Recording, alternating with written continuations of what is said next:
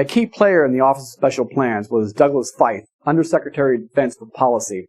Feith's aversion to fact can be easily ascertained on two primary points: the aluminum tubes and OSP's reliance on Iraqi exile Ahmed Chalabi.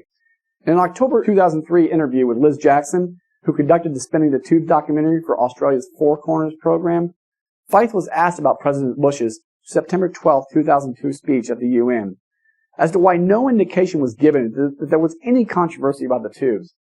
Feith replied, "There are many people who believe that the tubes are for rotors. The people who are experts in these things said that while it might be theoretically possible that the tubes were for rockets, the tubes were so finely milled that you would be spending something like 50 times the price of ordinary sheathing. So that suggested that their rocket theory was not very credible." Notice how he turned the entire issue around to casually claim the exact opposite of reality even 7 months after the war started. Perhaps the most telling moment in that interview was when Feith said, "Some people took one view, some people took another."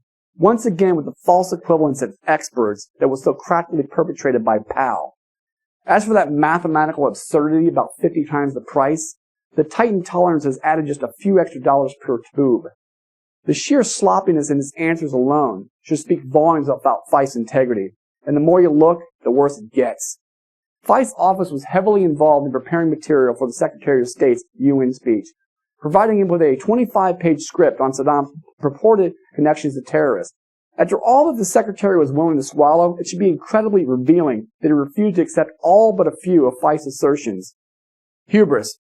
After Powell reviewed the new terrorism section, he pulled his Chief of Staff, Wilkerson, off to the side and said, "I'm not reading this. This is crazy."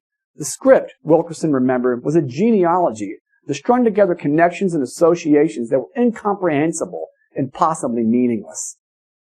With all due respect to that whole line of inquiry, the people in the U.S. government are serious people, and they have important responsibilities, and they want good information, as good as possible, on which to base their policy.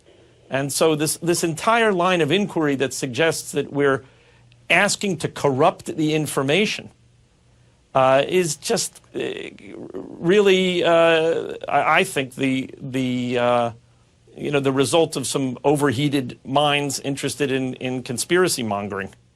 Feith acts like he's a bastion of integrity in defense of his folly, coolly claiming that everything out of his office was above board.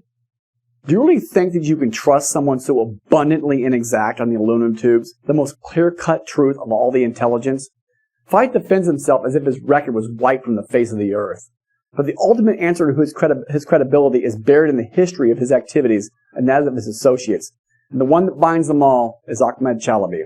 Chris Wallace captured Chalabi best on Fox News Sunday on May 23, 2004. Why is it that over the years across international borders, you are accused again and again of being a crook, of being a con man? Like his devout follower Feith, he brushed off the question like it was lent on his shoulder.